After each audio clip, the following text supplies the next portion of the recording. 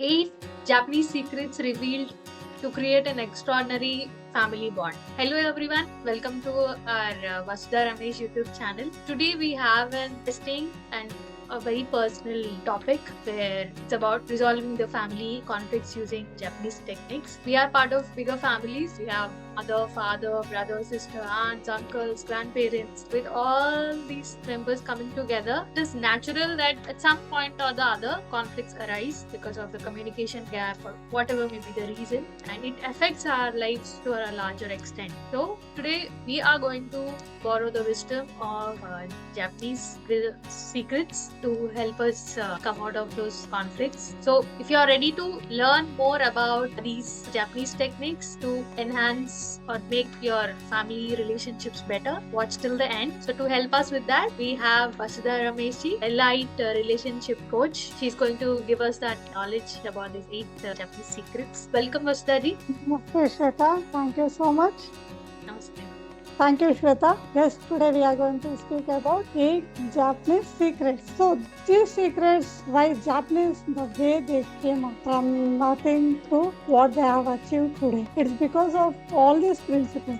But these principles, most of them might be knowing where they might have implemented this in personality developments. But when we use this in our families, then we can see that real changes in our family. So, the very first one is obaitari. Obaitari means never comparing yourself. Never comparing. Yes. Okay. So never compare yourself with anyone because this is very natural to us. Like we start comparing always with our consciously or unconsciously we are into it. Why it happens? Because as soon as we are born, the moment we are born, there is a comparison. Comparison with what? Maybe if we have some siblings, they will start comparing with them. Oh, this girl is darker than her elder son or daughter. Or comparing, oh, she is not as fair as her mother. She looks good. So these are the comparisons it comes as soon as we are born. In the same way, as we go to school, colleges,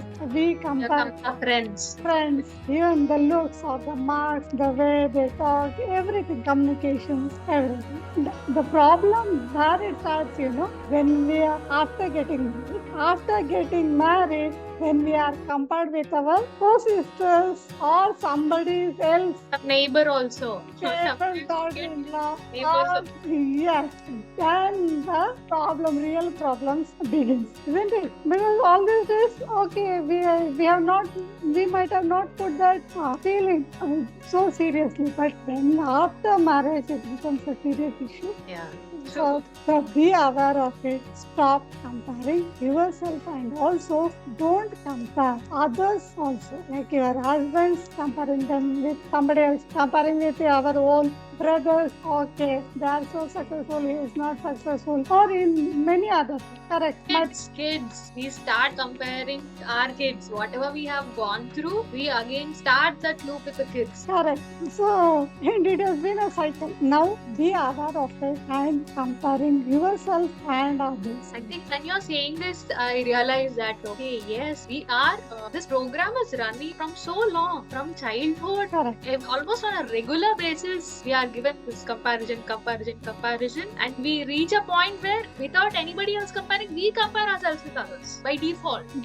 And many a time we are not aware that, oh, even I am doing it. But we are always complaining others. They said like this, they did like this. And I think even social media, after social media, Facebook, Instagram, and all these started coming, that comparison, it has gone to 10 notches high. 100%. That is very true. So now the second principle is Kaizen. Kaizen is continuous improvements every day. Yeah, I heard of this Kaizen. Kaizen, I think when we are studying in MBA, it is part of the total quality management. There is a subject. Correct. Software was Kaizen, Six Sigma. Yeah. Correct. People will be familiar with. Correct. But have you ever thought in family? So today our family is like this. The way we are communicating. Can we improve tomorrow? Again, when we think of communication, it is always related towards our official career. Yeah. But how about you communicating in your home? How can we improve it every day? So, and yeah, I think one in more thing is another career we have these performance evaluations for promotions and all that. So we focus on becoming better. correct. Even as a employee, as an individual, and as a team also, we think that we should become better. Better. But, So when during those times you will take the communication classes to improve the communication in career. But how about implementing it and how? Family, we don't even think that there is a chance or possibility to become better, right? Correct. We think Yeah. that however the family is, it is set in stone. Nobody is going to change. It is going to be like that. Ah. So we accept that and we take it for granted. We don't take that genuine. So this is where we have to sit together and understand how to improve our communication. What is hurting, what is the way, how we can communicate with each other so that we can grow better, isn't it? And also it may be even in household responsibilities, household work, we can start working. Otherwise, we have some belief saying that this is what they are, this is what I am, and they should accept the way I am. Correct. But we forget that we should accept the others the way they are. We are not ready to accept them as they are, but we want that मैं तो ऐसी ही हूँ, उनको चाहे तो let them adjust, otherwise I can't do anything. I can't change. So drop this. Start improving every day. Put that effort and see how our families will grow, how our family will start growing in all areas. And the third technique is wabi sabi. Wabi sabi means embrace imperfection. See each and every yes, wabi sabi. Sounds funny, but the meaning is very profound. Embracing imperfection. Yeah. See, nobody is imperfect, correct? So, but we always have that hitchcatch to accept our imperfection also, others' imperfection also. Here, sit together, whatever the imperfection is there, just work on it, know more about it, and accept the way. This will make our life more easier. So it's all about wabi sabi, and now we will go on to our fourth technique. So that is gaman. Gaman means gaman. It sounds like a Hindi word, gaman. Yeah, even in our Kannada we have that gamana, that means to focus. So here, see, when we have that focus, automatically that resilience is built. Gaman means have that resilience. When there are ups and downs in the family, we should have that resilience in those tough times. Teach children or even your family members, because the life is not the way we want. There will be ups and downs, and that is when the power of family is known. When we have that resilience in those tough times, correct? And then definitely we will grow ahead. Then, grow ahead in any difficult situation. You need not think if there is a problem, we have our family, correct? And that is the strength and that is the belief we will be having. It was tough time when the real strength of the family comes out. Correct. So, and it won't come the way it is. We should build it. Otherwise, most of the time in those tough times, families will apply. This is one of the most powerful techniques. And the fifth technique is Ikigai. Hey, this technique also we all know.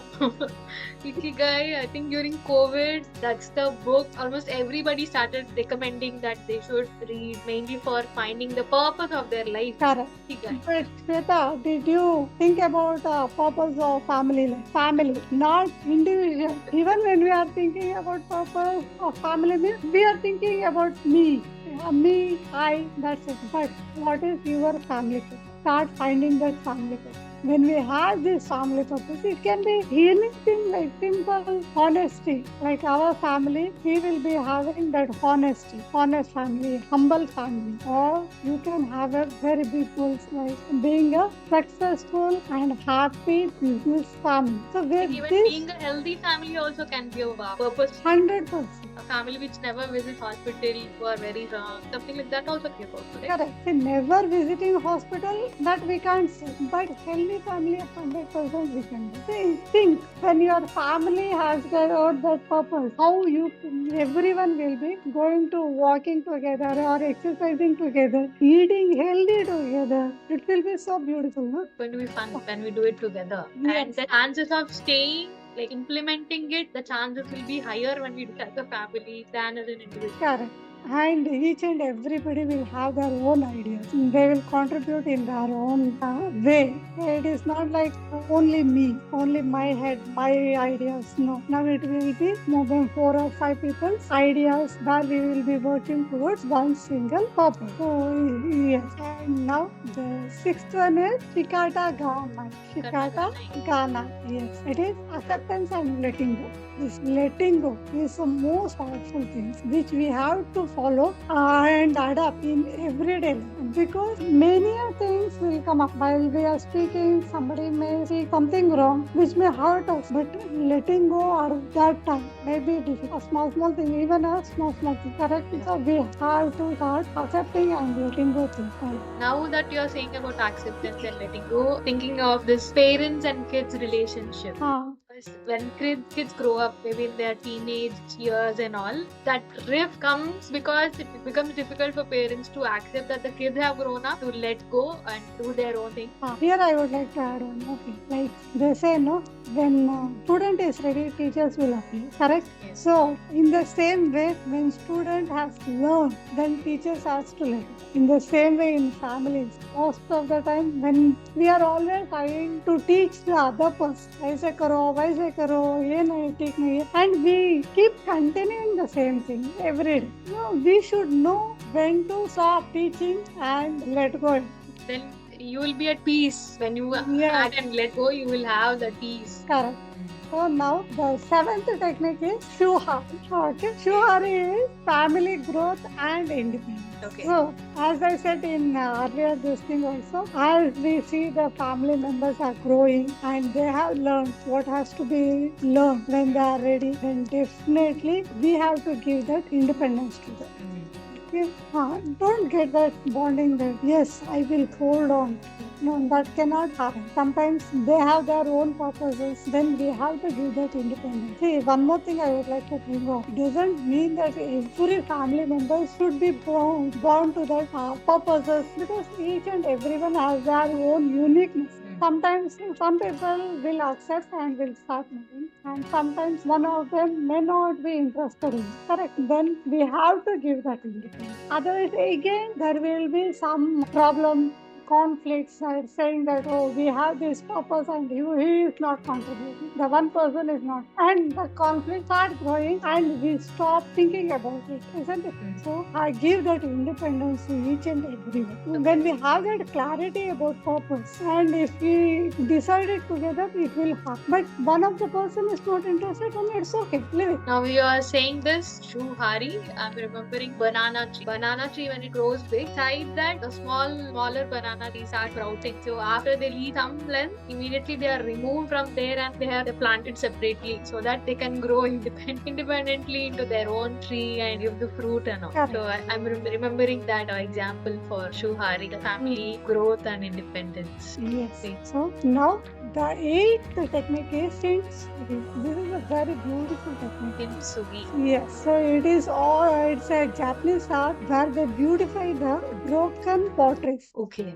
Say, there is always a saying, once a pot is broken, even though it is fixed, it can't be the same like earlier. Right. So even we always say, so always keeping that pot safe, yes, definitely that is the best option. But because of some unforeseen reasons or something happens and there is a break in the family, okay, within the family, and they stop speaking, they feel they are apart, and so many times even they come together, they always remember that bad event and which brings us to. So in this art, where there is a crack is there, no? That they draw a beautiful line with a gold or platinum, silver, and beautify it. So when the families have the fight or anything and they have broken apart, and put that effort to come together, and when each and every person agrees and comes together, then don't remind them about the past, try to beautify it. embrace it. Okay, then our families, even though for some situations, some courses, in